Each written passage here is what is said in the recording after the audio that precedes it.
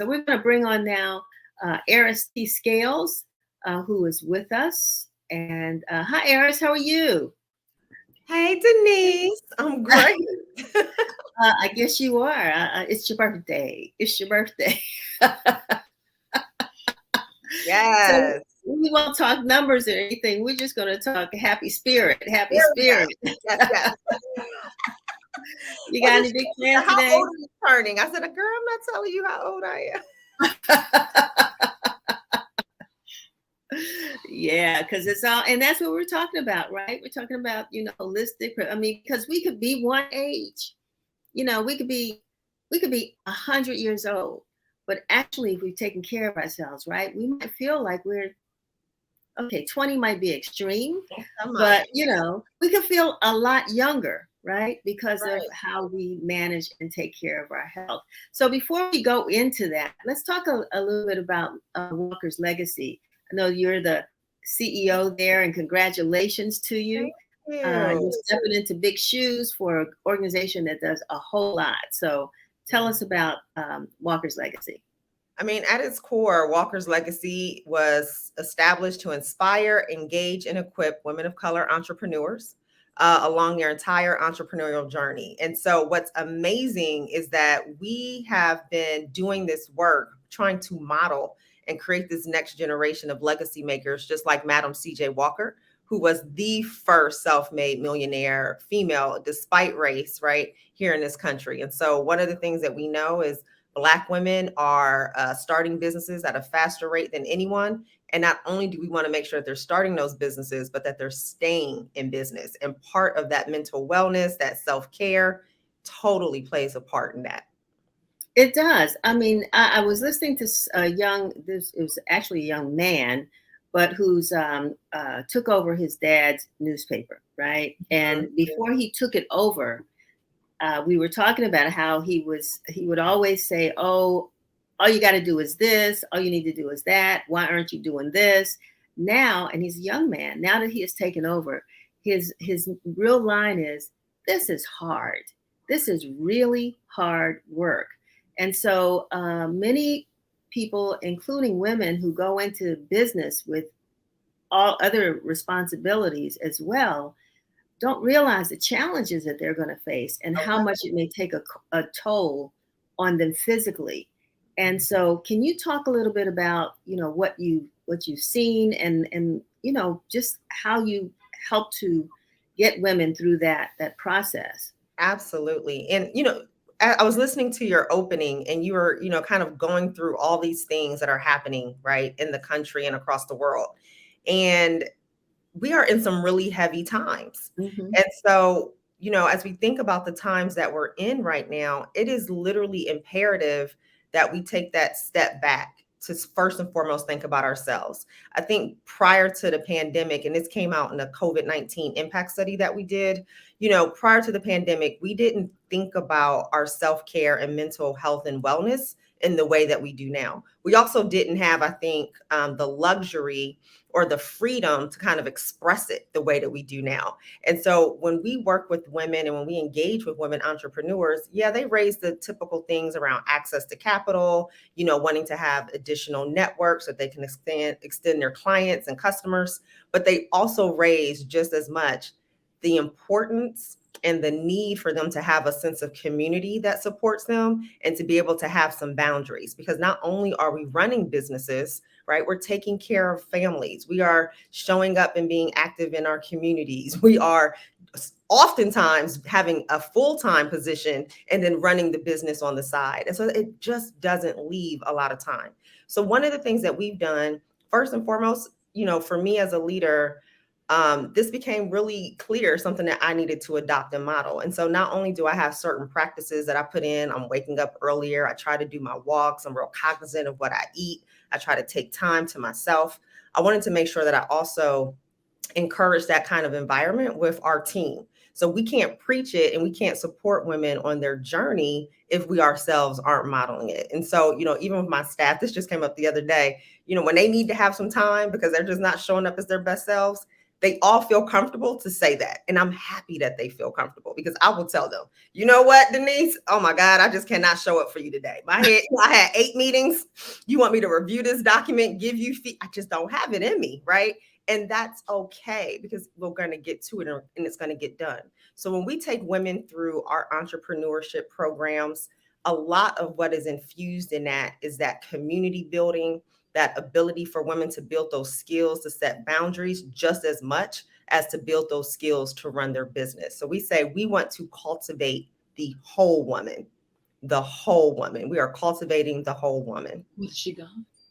Yeah, I think that's extremely, extremely important. And one of the things that became, I guess, an aha moment for me, Yes. and it was after I started using the tool Slack, right? Yes. And Mhm. it has, and I didn't realize that, all of these tech tools that we use provide now a time to sign off, They right? do. So those of us who may have those sleepless nights and we start sending emails in the middle of the night, and you get a complaint, you're sending an email to me after hours. It's like, oh, you're right. It is after hours.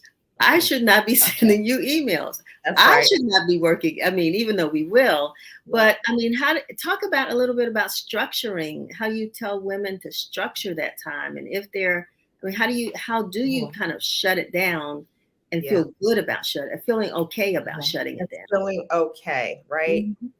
It's like any skill that you have, right? You have to practice in order to become an expert. If Mhm. you don't start, then you can't begin to feel the implications or the rewards of what you will receive, right? And so oftentimes people say, I just can't do it. And I go, you can.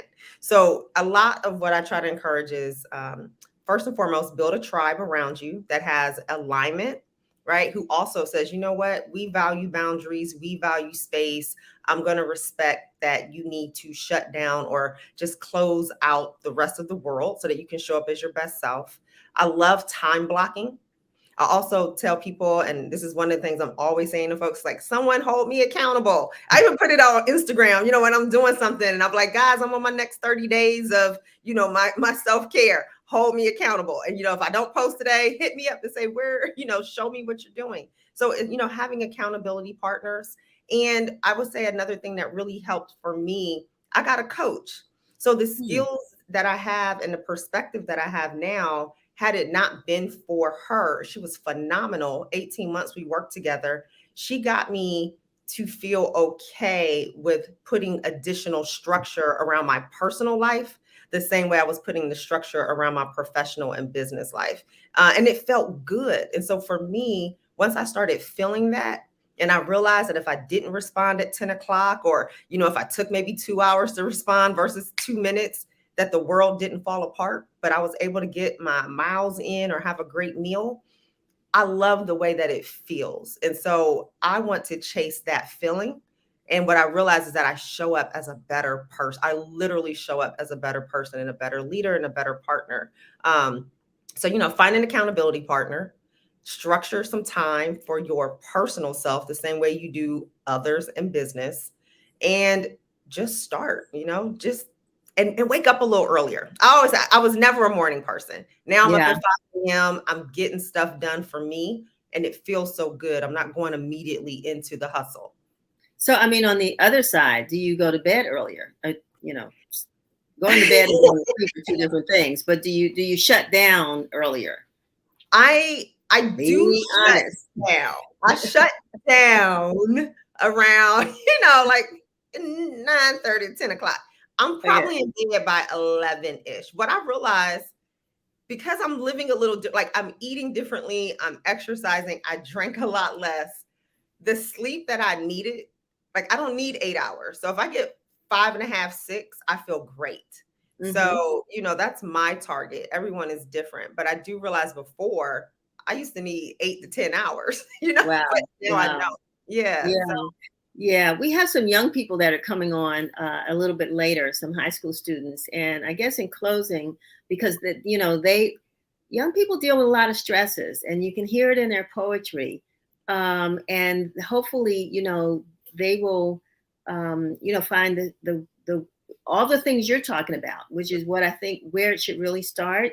Accountability partners and all that, and then they will go into adulthood and with habits. But is there anything you would say to them if they are listening right now, or any young person, about how, as they begin to start careers, some habits that they need to start right now?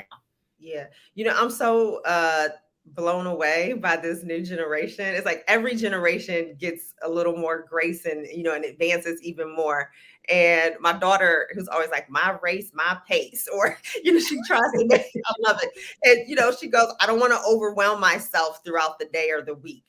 I value that they are like they're starting to change the tone, even as you think about employers now and things that are being offered in terms of these hybrid or remote work environments. They're talking about wellness and boundaries. And so I think, as I think about young people coming into this space, it is that they just continue to show up as their most authentic selves and be Mm-hmm. great communicators, right, with employers in terms of what it is that they're seeking in a respectful way, and chase that, and not necessarily following the career title or the money, but it is like chasing and following the quality of life that you want.